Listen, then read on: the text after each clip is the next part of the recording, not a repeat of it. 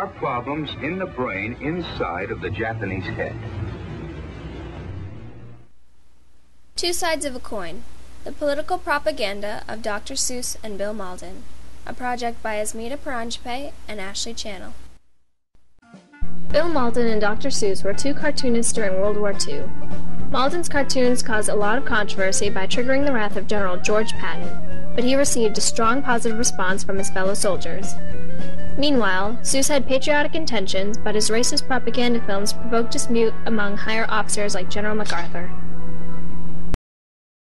While both Mauldin and Seuss were instrumental in inciting a reaction to American involvement in World War II, their subject matter inspired different responses. While Dr. Seuss is widely known as a beloved children's author, many don't know of his audacious political work. Seuss was often ridiculed growing up as a third-generation German-American during World War I. These childhood struggles later promoted the harshness with which Seuss would depict the Nazis in his cartoons. Seuss began his career before World War II at the literary magazine Judge, but he drew the majority of his World War II propaganda for PM, a literary magazine that reported the events of the war to American civilians and soldiers. Often, instead of Dr. Seuss, the name used for children's books, he chose the pen name Ted to avoid recognition. From the start, Seuss made his stance clear. A Gallup poll established the fact that 70 to 85% of all Americans were strongly opposed to the war, and so was I. But I also believed that we had absolutely no choice in the matter and had better by God get prepared for a war that sure as hell was going to sock us. Dr. Seuss, 1941. Mauldin also grew up enduring the effects of war at an early age, as his father was gassed in World War I and he was forced to take over his responsibilities. At the age of 17, he attended the Art Institute of Chicago, later becoming a soldier in the war. Mauldin drew Willie and Joe for the 45th News Division and in November 1943 moved to U.S. military newspaper Stars and Stripes.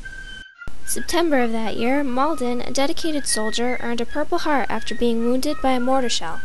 In 1945, he set up a drawing studio in the back of his Jeep where he would continue documenting the events of the war. Seuss expert Charles Cohen said, situated as they were in a block of newspaper texts, Ted's cartoons, which looked like nothing else in the hard news section, really grabbed readers' attention. Seuss's cartoons riled up American support for the war by encouraging anti-German sentiment. Once the United States became involved in World War II, Seuss wanted to use his talent to help the war effort. He worked for the Army making different types of war movies and animated films that were used to train soldiers. The U.S. Army employed Ted as project officer of the propaganda film Your Job in Germany, which was created before the conclusion of the war.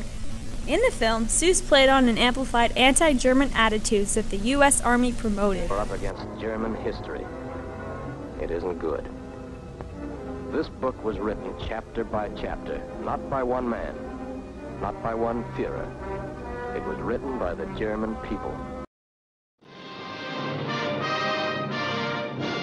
The Warner Brothers later adapted Your Job in Germany into Hitler Lives, which won the 1946 Academy Award for Short Documented Film. It used nearly identical structure, sequence, images, and words as Seuss's original. We're up against German history. It isn't good. This book was written chapter by chapter, not by one man nor one Führer. It was written by the German people. Your Job in Germany was shown to generals as highly ranked as General Dwight E. Eisenhower, all of whom approved the film except General George S. Patton, who reportedly expressed his discontent by walking out and exclaiming, "Bullshit." Bill Mauldin faced similar criticism from high-ranking officials whom he called brass hats in his works. According to artist Tom Engelhart, he liked the idea of working for Stars and Stripes. He said it had a really good editor who was not interested in putting out some kind of PR sheet to boost the troops' morale. Mauldin frequently took jabs at high-ranking officials in his cartoons. There's a classic cartoon where two officers are looking at a sunset. One of them turns to the other and says, "What a beautiful sunset. Is there a view for the enlisted men?" This was the classic Bill Mauldin. He loved poking fun at the leadership. George S. Patton took particular offense because he thought it was unflattering to the U.S. Army. Eisenhower orchestrated a meeting between the two in Luxembourg, and Mauldin would later describe their encounter in the book titled The Brass Ring. Now then, Sergeant, about those pictures you draw of those god-awful things you call soldiers. Where did you ever see soldiers like that? You know goddamn well you're not drawing an accurate representation of the American soldier. You make them look like goddamn bums. No respect for the Army, their officers, or themselves. You know as well as I do that you can't have an army without respect for officers. What are you trying to do, incite a goddamn mutiny? Jules Feiffer, Pulitzer Prize-winning cartoonist and author, insisted that one might call this warfare, what he was engaging in, because what Bill did was show the GI in situations where he was dirty. He was filthy, in fact, but he was the fighter.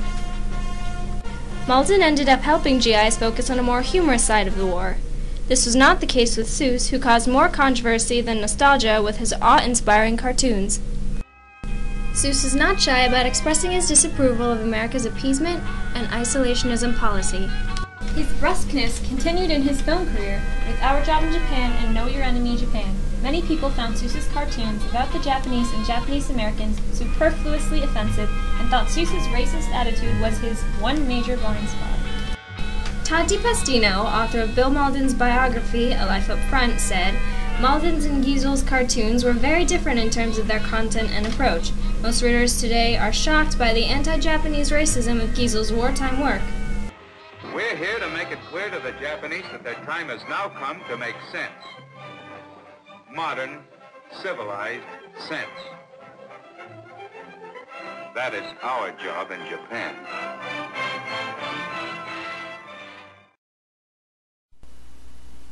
Unlike in Your Job in Germany, in which Seuss was ordered to create an accusatory image of Germans, Seuss did not have to promote a non-fraternization policy with the Japanese in Our Job in Japan. Thus, the abrasive tone of Seuss's new films about the Japanese was not well received. General MacArthur deemed Our Job in Japan's harsh view of the Japanese too inappropriate to be published. Brigadier General Frederick Osborne demanded Know Your Enemy Japan not to be released. Neither of the films would be seen for over 20 years. While Mauldin, too, faced disapproval from his superiors, the main reaction to his cartoons was that of support and adoration. One fan was Dwight E. Eisenhower, who revived Stars and Stripes in 1942 as an independent unit of his headquarters. Eisenhower believed that silencing Mauldin would dampen morale. And all through World War II, Bill Mauldin got GIs and grandmas and everyone in between to find a well-needed laugh when the grim realities of war didn't seem very funny at all. His mentor, Ernie Pyle, a famous American correspondent, described Mauldin's cartoons as terribly grim and real. The rest of the U.S. also received Mauldin's cartoons positively. His cartoons graced the cover of Time magazine in June 1945, and that same year he won a Pulitzer Prize for cartooning. Mauldin's memoir, Up Front, was a New York Times bestseller for 18 months and earned him $100,000. His skyrocketing popularity even led him to run for Congress in 1956, but it was unsuccessful. In 2002, Mauldin was hospitalized for Alzheimer's. World War II veteran Jay Grunfeld created a campaign among other veterans who were fans of Mauldin to commemorate Willie and Joe. Over 10,000 responses were sent to Mauldin's hospital bed in Newport Beach, along with many visits from old GIs. This campaign brought about the readership of a whole new generation. The Chicago Tribune even encouraged veteran readers to visit the ailing Mauldin and send him letters to repay him for his service. Bill Mauldin and Dr. Seuss were both cartoonists during World War II, who created provocative illustrations about the U.S. war effort.